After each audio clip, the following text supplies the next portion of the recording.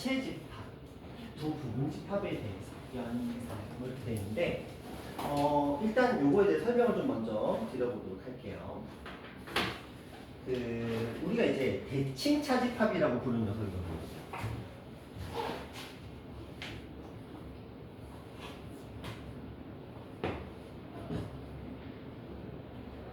대칭 차집합이라고 부르는 녀석인데 일단 어렵습니다. 개념 자체가 굉장히 난이도가 높고요. 까다로워요.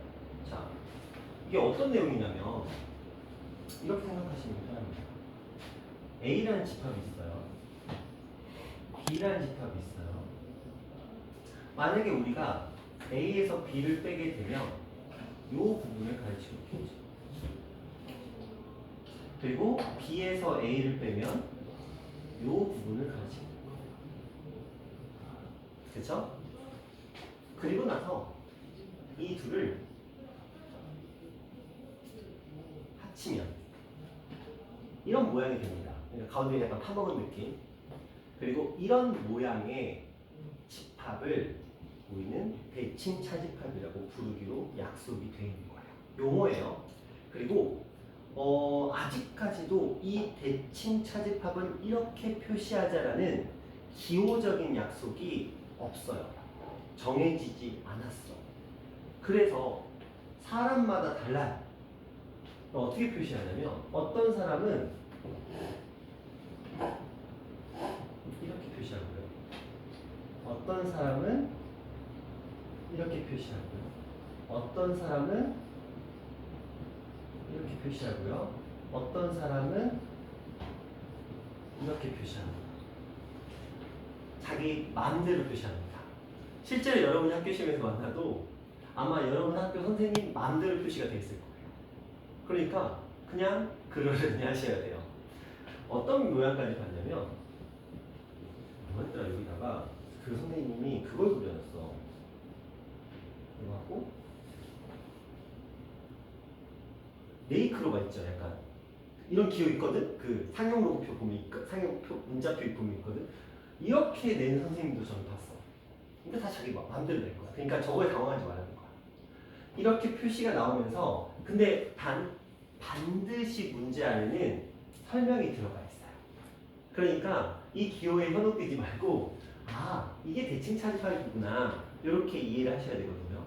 그런데 이 대칭 차집합이라는 녀석을 나타내는 표현이 단순하게 하나가 아니어서 이제 그게 우리를 조금 헷갈리게 만드는 부분이 있어요. 자, 일단은 우리가 이 단어에서 조금 주목하셔야 되는 부분이 뭐냐면 이 대칭이라는 말이거든요. 정확하게는 약간 저 좌우가 대칭이다 약간 이런 의미를 해석하시면 돼요. 이쪽에도 차집합이 있는데 가운데를 기점으로 이쪽에도 차집합이 있다. 이제 그런 모양이어서 대칭 차집합이라고 표현을 하게 되거든요. 그렇다면 제가 이런 행동을 한번 해볼게요. 여기다가 연집합을 한번 씌워봅시다. 그러면 등으로 가는 법칙이 적용이 되거든요. 얘는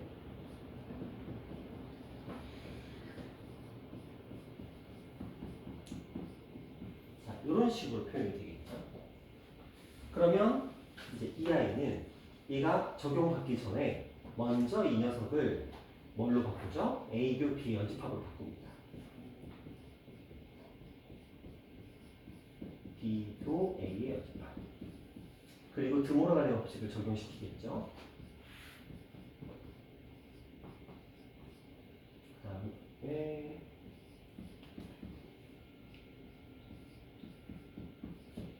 이런 식으로 표현이 들어오게 되겠죠. 이게 뭐가 문제냐? 이렇게 해놓고 자 봐봐. 제가 여기다가 만약에 이렇게 하게 되면 무슨 일이 벌어지죠? 여기다가 이렇게 한 거랑 똑같죠? 그렇죠? 그러면 여의 여는 원본이 되는 거잖아. 그럼 이 녀석은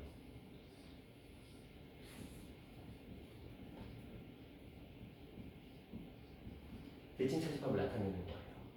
맞죠? 처음에 있었던 녀석을 여의 여를 해서 얘가 나온 거야. 지금 여기다 여를 씌운 거니까. 그쵸? 그럼 이 녀석은 결국 대칭 차집합이라는 말이죠. 근데 학교 시험에 얘가 나와. 여러분한테 이걸 던져준다. 무슨 사태가 벌어져요? 엄청 복잡하죠. 그렇죠? 누가 이걸 보고 대칭 차집합이라고 기억하겠어요? 이거 외우라는 말 절대 아닙니다. 외우라는 말 절대 아니에요. 결과적으로 이 모양이 나오면 대칭 차집합이 되기는 하는데 이런 식으로 학교 시험에서 주어질 거라는 거. 그래서 어려운 거야. 그냥 단도직입적으로 이렇게 주면야 뭐 그냥 하면 되지. 순A와 순B의 합집합 이렇게 하면 되는 건데 그런데 이렇게 주어져 버리면 어떤 일이 벌어져요? 일단 이거 딱 보는 순간 답답하잖아. 답답하고 한숨 나오고 왜? 묶이지도 않아. 분배 법칙이 적용돼야 될 텐데 얘는 여고, 얘는 B고 B, 여고, 얘는 얘고 뭐 지 멋대로야. 그치? 그러면 이제 요걸 또 연산을 해보자. 여가 안으로 들어오면 얘네들한테 여가 씌워지고 얘는 이제 무엇으로? 합으로 바뀌게 되는 거거든요. 이렇게 바뀌게 되겠죠? 자, 이걸 가지고 이제 또 풀어볼게요. 자, 또 열을 합니다. 그 다음에 이것도 바뀌었어요. 그리고 자, 이렇게 바뀌었겠죠? 그런데 이 아이들은 뭐야? A차 B B차 A가 되겠죠? 우리 알고 있는 게 결국 돌아올 수는 있어. 그치? 근데 제가 말씀드리고자 하는 건 뭐냐면 처음 이 모양을 보고 답답해서 이거 어려울 것 같아 패스 이러지 말라는 거지. 제가 드리고자 하는 말 별거 없어요 솔직히. 드물러 가는 법칙 분명 법칙도 안 해. 그냥 해서 결과적으로 이 모양을 유도할 수만 있으면 되는 거야. 그러면 그냥 이 모양을 떠올리면서 이거 대칭 차집합이구나. 그리고 나서 뭐 원소의 개수라든지 원소의 합이라든지 포함된 원소라든지 이제 그런 것들을 물어보게 돼요. 근데 이렇게 나오게 돼요. 얘는 지금 대칭 차집합이잖아요. 이 아이를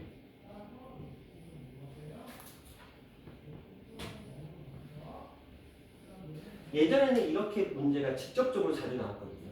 요즘 추세는 뭐냐면 쟤를 내지 않고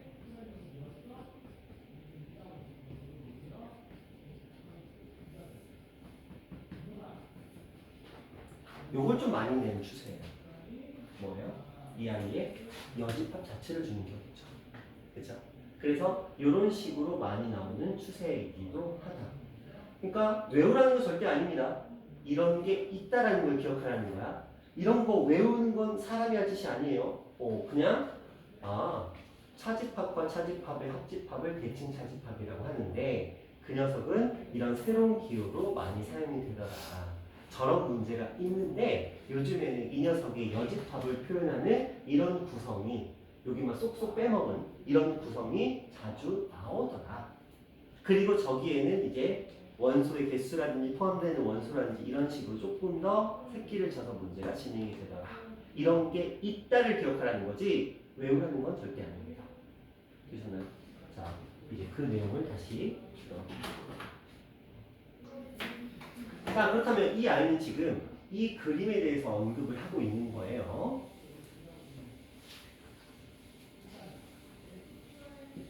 계속 가볼게요. 자, 해석입니다.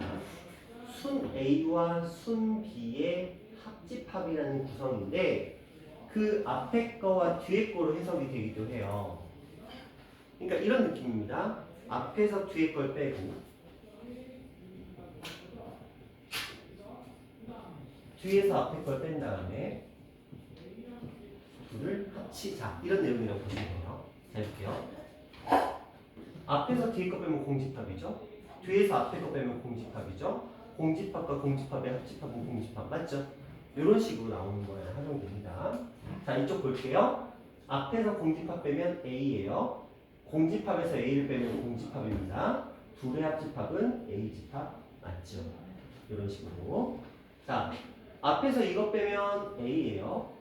여기서 이것 빼면 A입니다. 둘의 합집합은 전체인 거 알고 계시죠? 괜찮죠? 자, 이쪽 가볼게요. 자, 생각해봐. 대칭이라는 단어가 붙었어. 순서를 바꿔도 될까요? 안 될까요? 되겠죠. 왜? 합집합에는 교환 법칙이 성립하잖아, 애초에. 그러니까 앞에서 뒤에 빼고 뒤에서 앞에 빼는 순서를 바꾼다 하더라도 문제될 건 없죠. 어차피 합집합을 교환 법칙이 성립하니까. 그래서 대칭 차집합 또한 교환 법칙이 성립한다라는 걸 기억하자. 하나. 자, 요거 한번 가볼게요. A에서 전체를 뺐어요. 그럼 공집합입니다. 전체에서 A를 뺐어요. 그럼 구멍이 뽕 뚫렸겠죠? A의 0입니다. 이 둘의 합집합은 A의 0. 맞죠? 괜찮죠? 전체에서 A 빼면 구멍 뽕 뚫리잖아. 그치? 자, 이쪽 가볼게요. 전체에서 공집합을 빼면 전체입니다. 공집합에 전체 빼면 공집합이죠. 둘의 합집합인데 공집합? 말이 안 되겠죠. 이런 겁니다. 괜찮죠? 자, 일단 여기서 하나. 대칭 차집합이라는 건 앞에서 뒤에 거, 뒤에서 앞에 걸 뺀 다음에 둘을 합치는 거예요. 이때 이들은 합집합으로 연결되어 있기 때문에 교환 법칙이 성립한다는 거. 요거까지만 일단 기억하시면 여기서 할 일이 끝납니다. 자, 다음으로 넘어가 볼게요. 자, 뭐 똑같은 얘기고요. 자, 요편 한번 볼게요.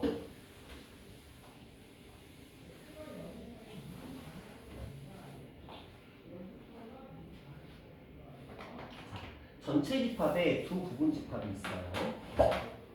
연산, 동그라미, 동그라미, 뭐 이런 연산 나오면 일단 대칭 차집합을 의심하라는 건데, 자, 요거 한번 얘기해 볼게요. 표시해 봅시다. 벤 다이어그램 그리시면 되게 편합니다. A하고 B가 합쳐져 있어요. 자, 가운데 색칠되어 있습니다. 그 녀석과 P의 여집합. P의 여집합은 지금 바깥쪽이잖아요. 그렇죠? 그들의 교집합을 구하래요. 자, A와 B 합집합은 이만큼이었어요. B의 여집합은 이 바깥쪽에 있어요.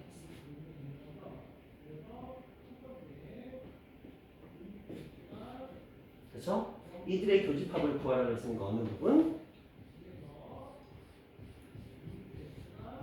자, 여기가 선택되겠죠? 괜찮죠? 그래서 A와 B의 합집합과 B의 여집합의 교집합은 순 A가 됐습니다. 그렇죠? 얘는 순 A예요.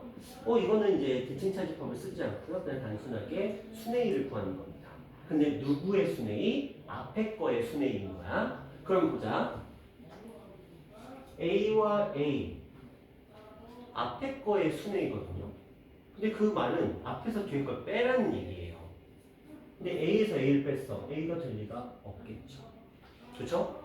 왜? 이 해석은 앞에서 뒤에 걸 뺀 순 A인 거니까. 그런데 얘는 앞에서 뒤에 걸 빼면 아무것도 안 남겠죠?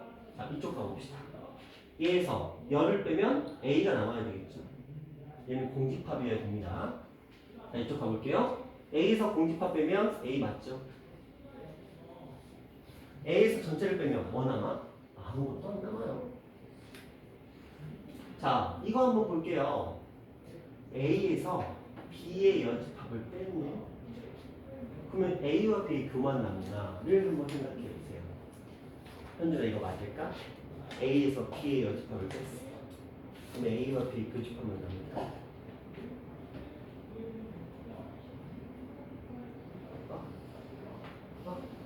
맞다 틀리다. 맞다 틀리다. 자, 그림 그려줄게. 자, A가 있고요. B가 있어요.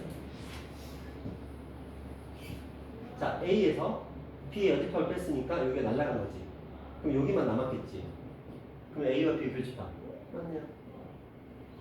그쵸? 자, 이쪽으로 가볼게요. A의 여에서 B의 여를 뺐어. 그럼 B에서 A를 뺀 것과 똑같냐? 이렇게 질문하고 있어요. 자, 진아. 이거 맞을까? A의 여에서 B의 여를 뺐어. A의 바깥쪽에서 B의 바깥쪽을 빼면 뭐만 남았을까?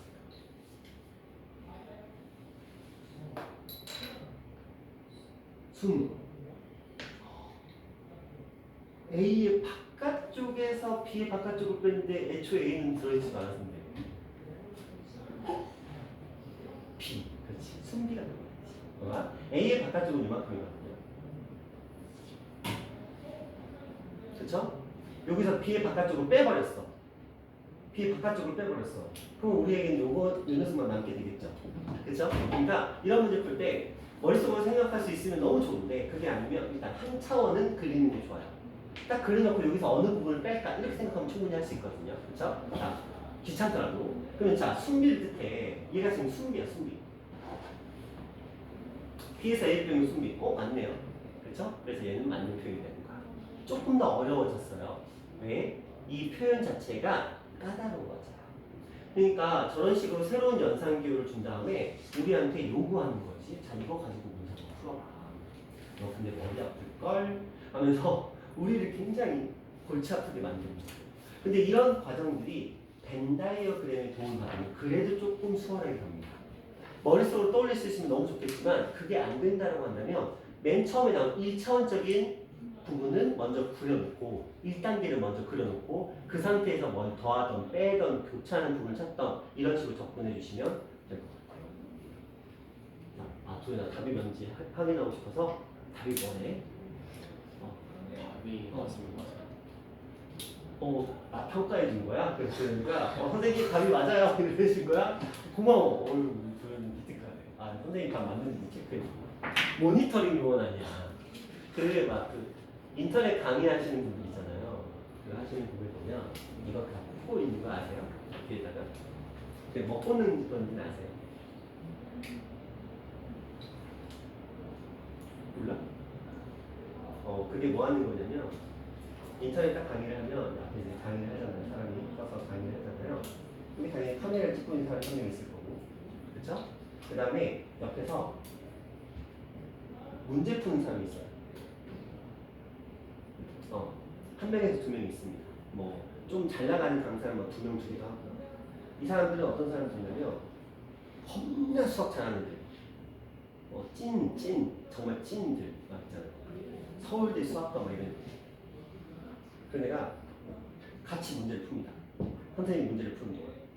그러면서 뭘 하냐면 선생님 문제 틀린 부분이 없는지 체크합니다. 연산 아니면 정답이 틀렸는지 놓친 부분이 없는지 체크해서 이 사람이 바로 실시간으로 알려줍니다. 연산이 틀렸다. 문제에서 이렇게 빠졌다. 답이 다르다. 알려줍니다. 그럼 가끔 그렇게 있어요. 딱 하다가 제가 이걸 놓쳤었네요 하면서 이렇게 하는 경우 있어요. 근데 이거 아니죠? 하면서 이렇게 붙이거든. 근데 그게 자기가 알아낸 게 아니고 이 사람이 알아내서 알려준 거야. 인간 보다 보면 그럴 때 있을 거예요. 순간적으로 근데 제가 이거 빼먹었었네요 하면서 막 이런 거. 하다가 딱 하다가 근데 이거 아닌 것 같은데요? 막 이러잖아. 그럼 이 사람이 알려준 거야. 그럼 틀렸다. 빨리 수정해. 그럼 이제 그때 연기를 하는 거지. 그치? 자기가 알아낸 것처럼. 그래서 근데 보통 어디다 꽂냐면 여기다 꽂아요. 왜? 보통 수업할 때 이렇게 하잖아요. 여기다 하면 너무 대놓고 보이니까 이쪽에다가 꽂습니다. 그래서 잘 안 보이더라고요. 그래서 나 잘 몰랐는데 인간 강사를 한 명 알게 됐거든. 그 사람이 한번 술자리가 있었는데 막 얘기하다가 그 사람이 다 알려주더라고요. 그래서 보통 촬영 한번 하려면 스태프들이랑해서 이 강사 빼고 한 4명, 5명 더 필요하대요. 그래서 이런 것까지 다 한다고 하더라고요. 자, 그 다음 한번 볼게요. 쉽지 않아요. 이게 사람인지라 모든 것들을 항상 완벽하게 풀어낸다? 쉬운 게 아니에요. 그래서 항상 미리 풀어놔야지. 답을 기억하고 있고 뭐 그렇게 생각하는 거지. 자, 볼게요. 전체 집합의 두 부분 집합에 대해서 연산, 여기 별 표시가 있네요. 이 녀석은 저렇게 정의를 한대요. 또 이거 한번 해석해보자. 이게 교집합이면 특종인데 근데 이게 교집합이면 말이 안 돼요. 왜? A에서 A와 B의 합집합을 빼고 공집합이거든요. 그러니까 아무 의미가 없는 문제가 되기 때문에 자, 이렇게 설정을 했습니다. 자, 이 얘기를 이제 먼저 해볼게요. 자, A하고 B의 합집합의 여집합의 합집합을 구하래요. 와, 그치 지우라 머리 뻗어. 그치. 자, 굉장히 어려울 것 같잖아요. 제가 이번에는 순수하게 벤 다이어그램만 가지고 한번 풀어볼게요. 봐봐. A하고 B의 합집합의 여집합은 바깥쪽이에요. 맞죠? 그거랑 A의 뭐예요? 합집합이죠. 바깥쪽 거랑 A의 합집합은 맞죠? 그럼 뭐야? 순비죠. 정확하게는 얘는 순비지만 우리가 해석할 때는 뒤에서 앞에 거를 뺐다라고 해석하시는 게 편해요. 왜? 대상이 항상 두 개가 나오니까. 그쵸? 순비잖아. 맞죠? 맞죠? 자, 아직 완성이 안 됐어, 도윤아? 그치? 이제 뭘 완성해야 돼?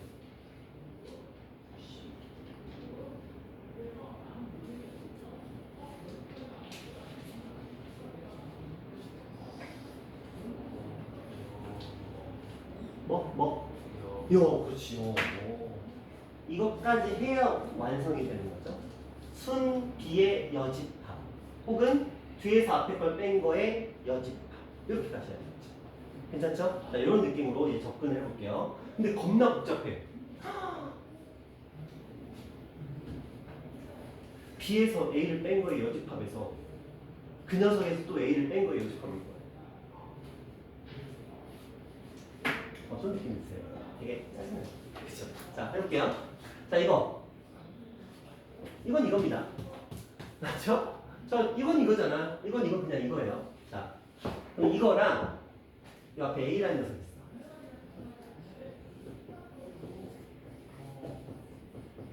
자, 이렇게 두 녀석이 있는 거예요. 제가 어떻게 하라 그랬죠? 뒤에서 앞에 걸 뭐 하라고요? 빼라 그랬죠? 뒤에서 앞에 걸 빼라. 그럼 뒤에서 앞에 걸 빼면 무슨 사태가 벌어져요? 자, 뒤에서 앞에 걸 빼면 여기가 사라지지. A가 사라지잖아. 그럼 밖에밖에 안 남겠지. 근데 그거에 무슨 집합이래? 여집합. 그럼 어디야?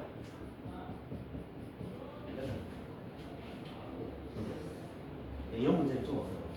근데 제가 연산을 안 쓰고 뭘 썼어요? 벤다이어그램으로 표현했죠. 근데 이렇게 표현하니까 어떤 느낌이 들어요? 눈에 딱 보이죠? 근데 그건 구분을 해야지. 뭐에서 뭘 빼고 그걸 어떻게 했는지는 알아내야지. 일단 우리가 할 일이고. 근데 그 상태에서 이걸 벤다이어그램으로 그려서 해석하시면 생각보다 그렇게 엄청나게 어려운 문제는 아닙니다. 야, 우리 부등식 풀 때 생각해봐. 등호를 붙여야 될까 말까 엄청나게 고민하잖아. 근데 이거 고민은 아니잖아. 그냥 귀찮을 뿐. 그렇죠? 그래서 이런 식으로 문제가 활용돼서 등장하게 된다는 거.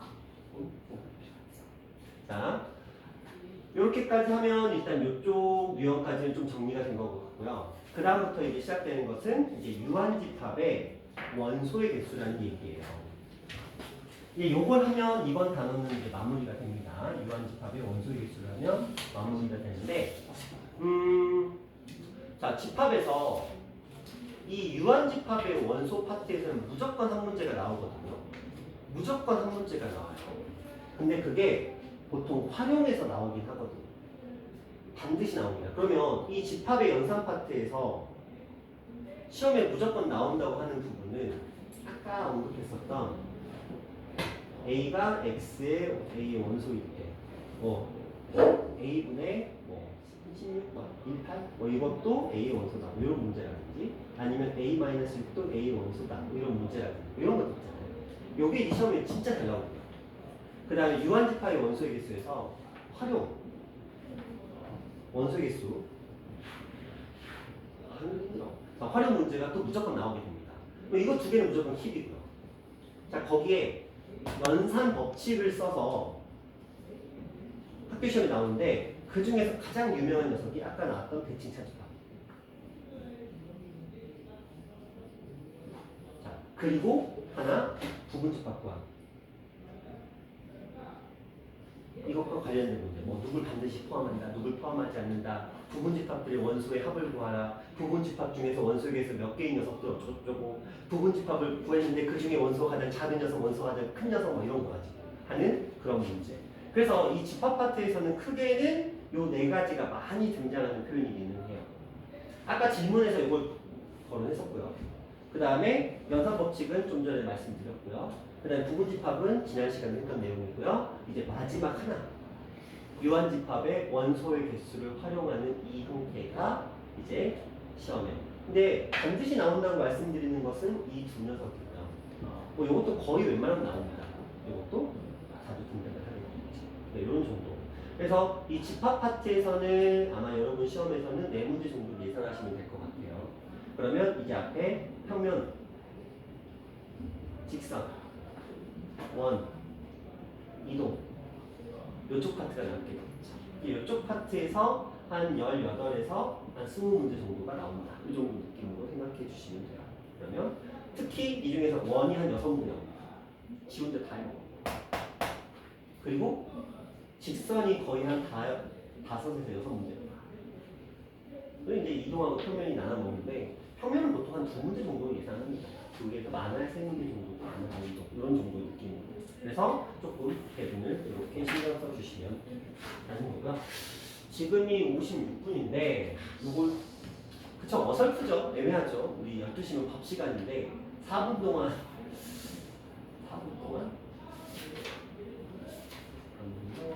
이게